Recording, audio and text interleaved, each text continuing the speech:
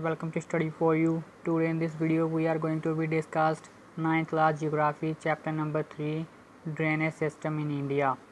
These are the topics that we will discuss in this chapter: introduction, drainage system in India, the Himalayan rivers, peninsular rivers, lakes, role of rivers in economy, river pollution.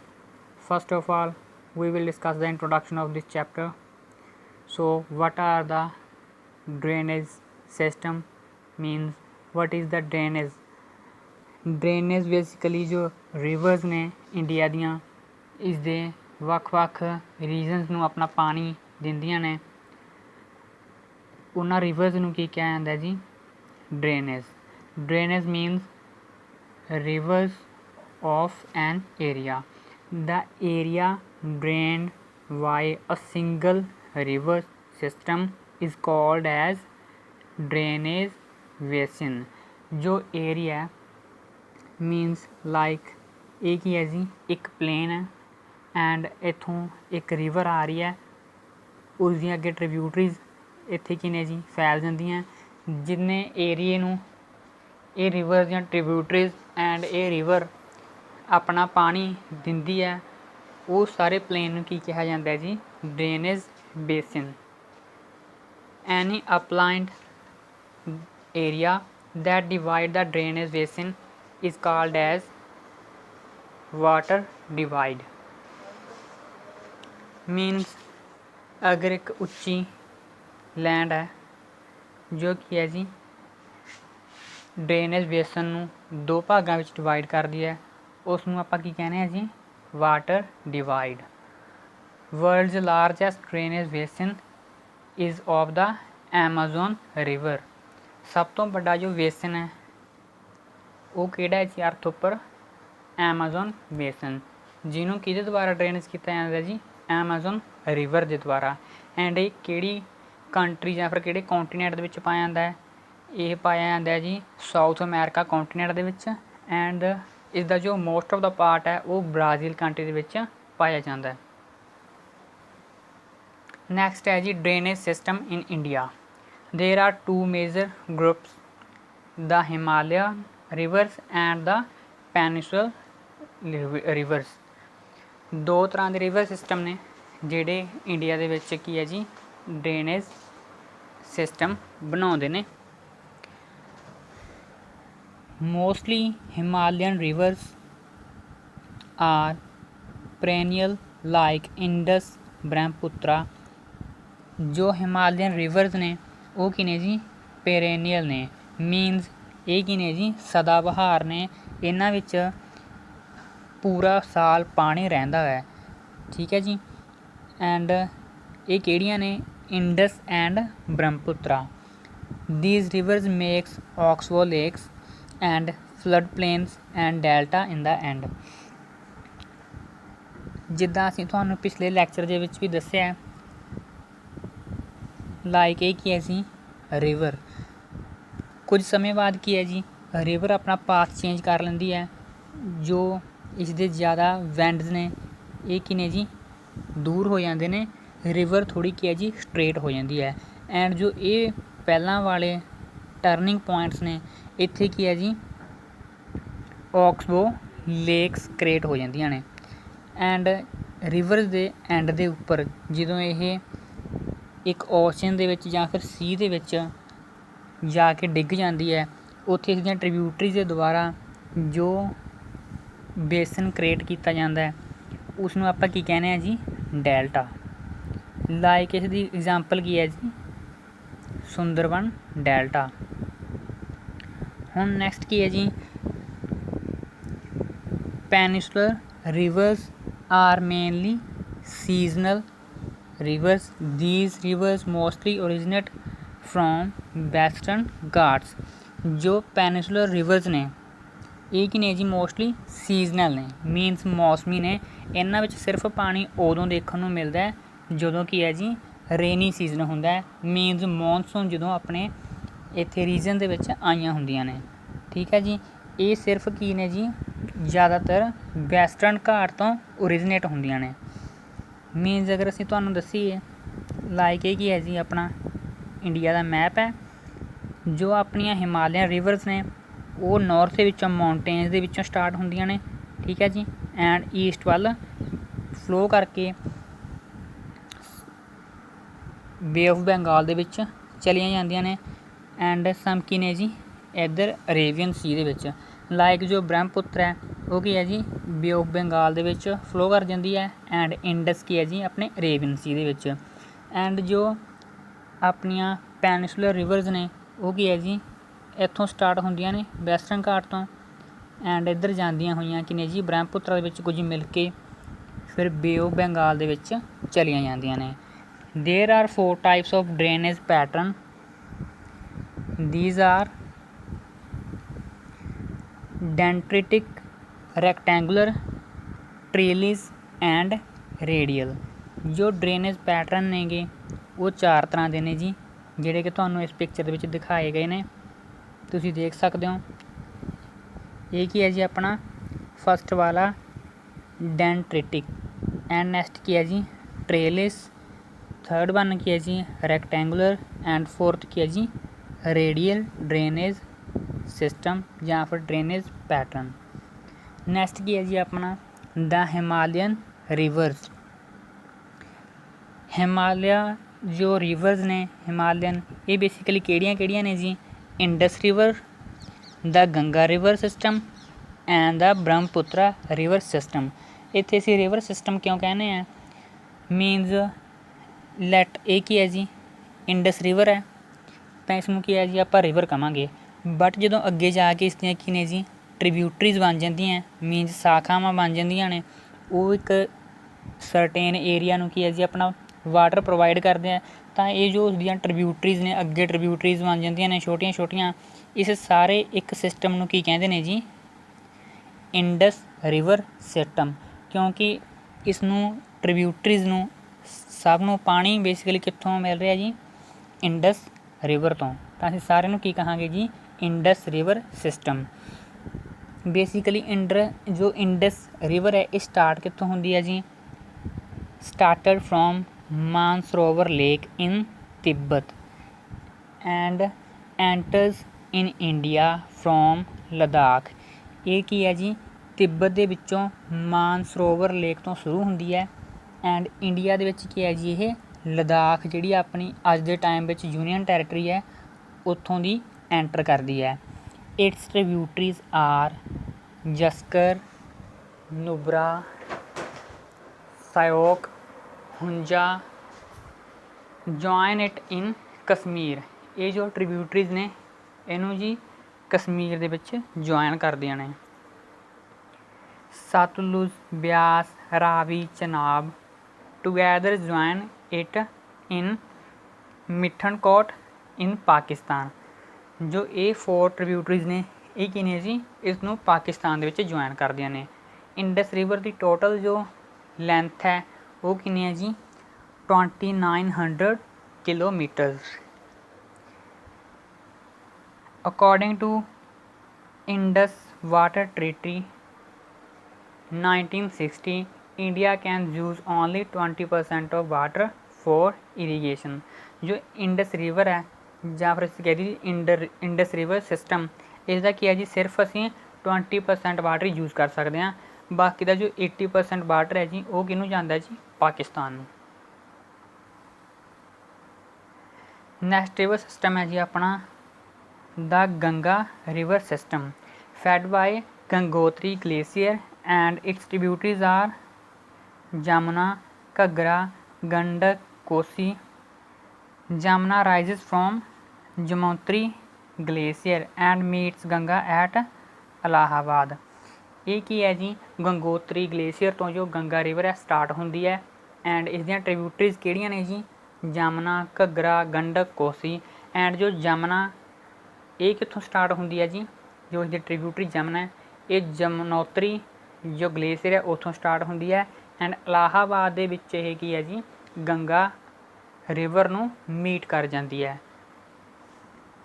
ਘੱਗਰਾ, ਗੰਡਕ, ਕੋਸੀ ਜੋ ਇਹ 3 ਟ੍ਰਿਬਿਊਟਰੀਜ਼ ਨੇ ਇਹ rise ਕਿੱਥੋਂ ਕਰਦੀਆਂ ਨੇ ਜੀ ਨੇਪਾਲ ਦੇ ਵਿੱਚੋਂ।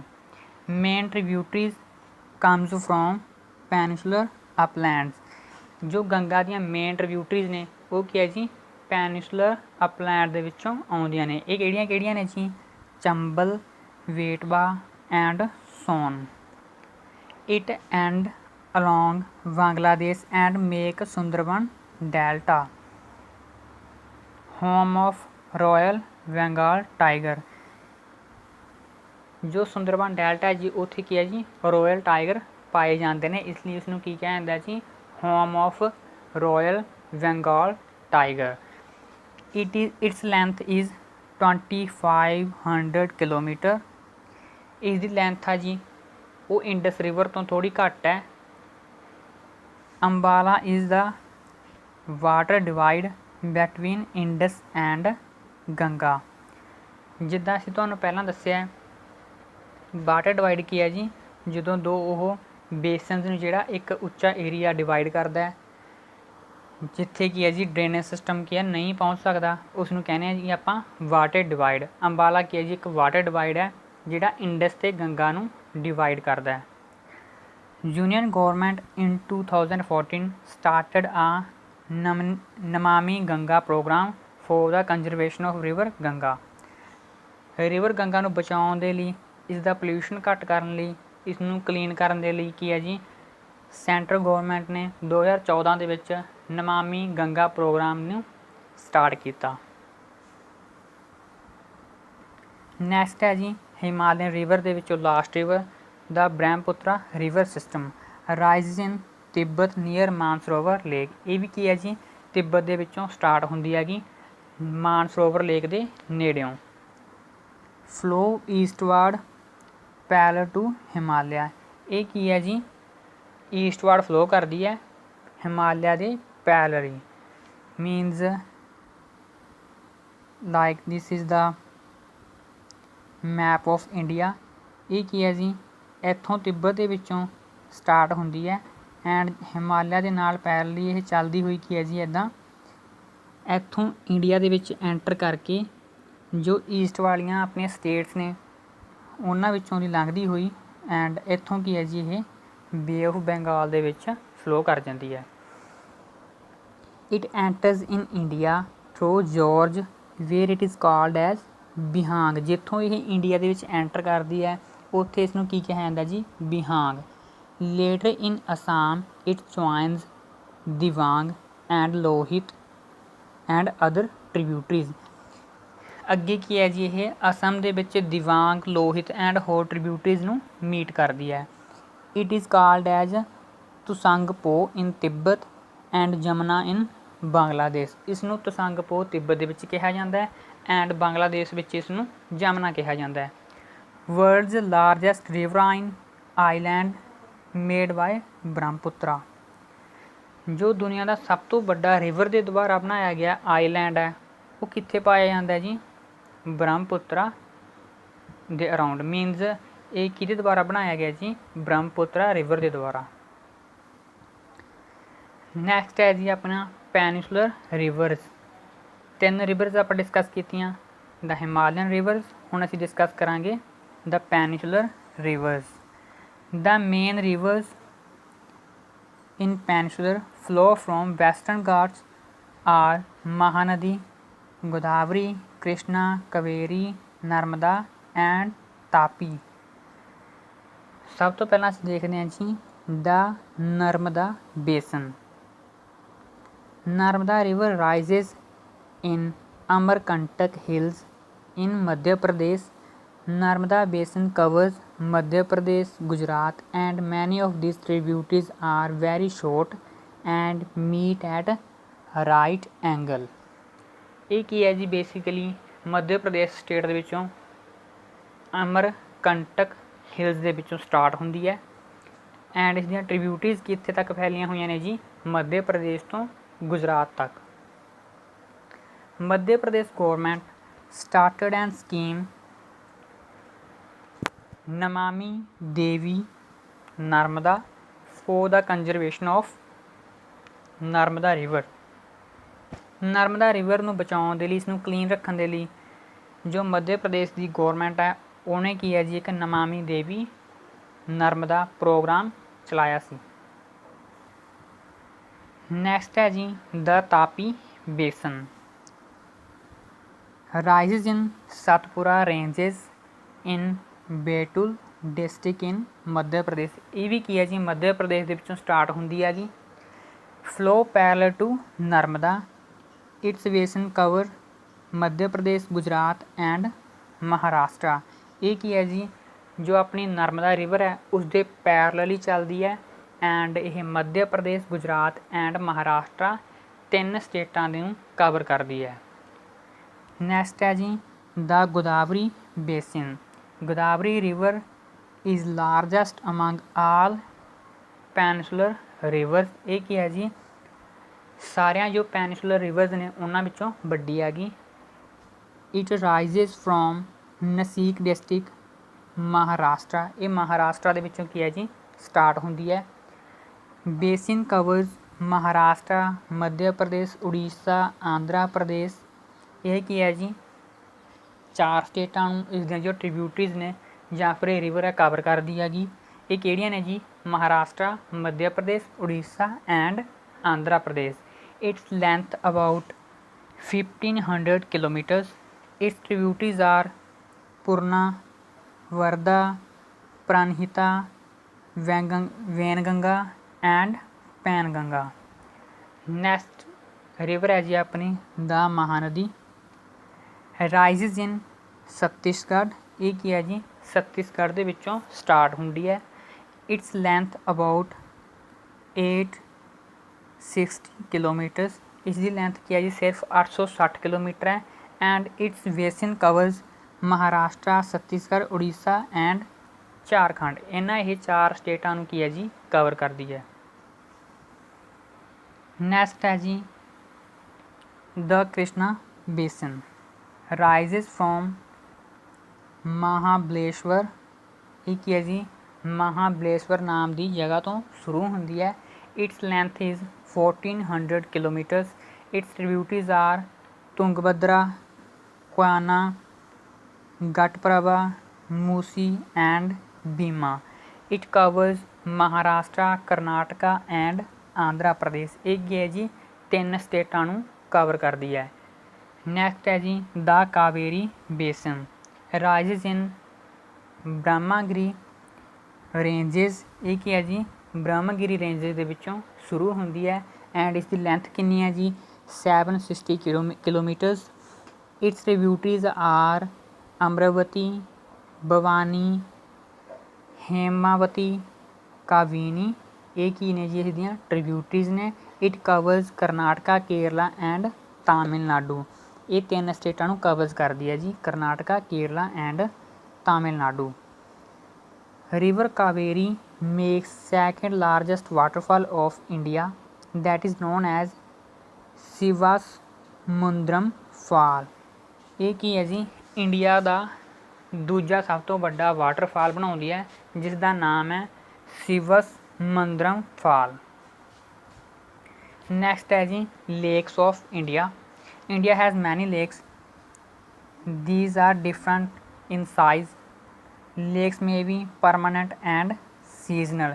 ਇੰਡੀਆ ਦੇ ਵਿੱਚ ਕੀ ਨੇ ਜੀ ਬਹੁਤ ਸਾਰੀਆਂ ਲੇਕਸ ਨੇ, ਇਹ ਪਰਮਾਨੈਂਟ ਵੀ ਹੋ ਸਕਦੀਆਂ ਨੇ ਐਂਡ ਨੋਨ ਪਰਮਾਨੈਂਟ ਵੀ ਨੇ, ਮੀਨਜ਼ ਸੀਜ਼ਨਲ ਨੇ। ਪਰਮਾਨੈਂਟ ਕਿਹੜੀਆਂ ਨੇ ਜੀ ਜਿਨ੍ਹਾਂ ਦੇ ਵਿੱਚ ਸਾਰਾ ਸਾਲ ਪਾਣੀ ਅਵੇਲੇਬਲ ਰਹਿੰਦਾ ਹੈ ਐਂਡ ਸੀਜ਼ਨਲ ਕਿਹੜੀਆਂ ਨੇ ਜੀ ਇਹ ਉਹ ਮੌਸਮੀ ਲੇਕਸ ਨੇ ਜਿਨ੍ਹਾਂ ਵਿੱਚ ਸਿਰਫ ਰੇਨੀ ਸੀਜ਼ਨ ਦੇ ਵਿੱਚ ਹੀ ਵਾਟਰ ਆਪਾਂ ਨੂੰ ਦੇਖਣ ਨੂੰ ਮਿਲਦਾ ਹੈ। ਇਹ meandering river across a flood plain forms cutoffs that later develop into oxbow lakes।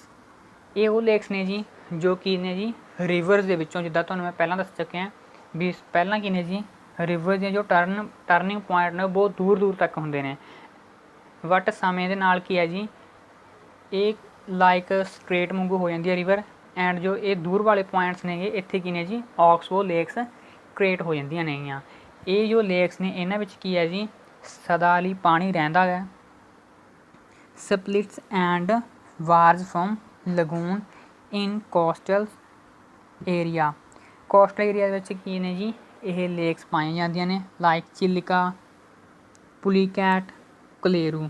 Sum seasonal lakes, Sambhar lake in Rajasthan, seasonal lake ਦੀ ਐਗਜ਼ਾਮਪਲ ਦਿੱਤੀ ਇਹਨਾਂ ਨੇ ਜੀ, ਜਿਹੜੀ ਕਿ ਹੈ ਜੀ ਇੱਕ ਰਾਜਸਥਾਨ ਦੇ ਵਿੱਚ ਪਾਈ ਜਾਂਦੀ ਹੈ, ਐਂਡ ਇਹ ਲੇਕ ਕੀ ਹੈ ਜੀ ਇੱਕ ਸਾਲਟੀ ਲੇਕ ਹੈ।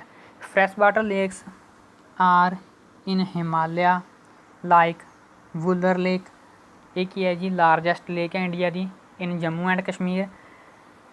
ਸਮ fresh water lakes are Dal, Bhimtal, Nainital, Loktak, Barapani.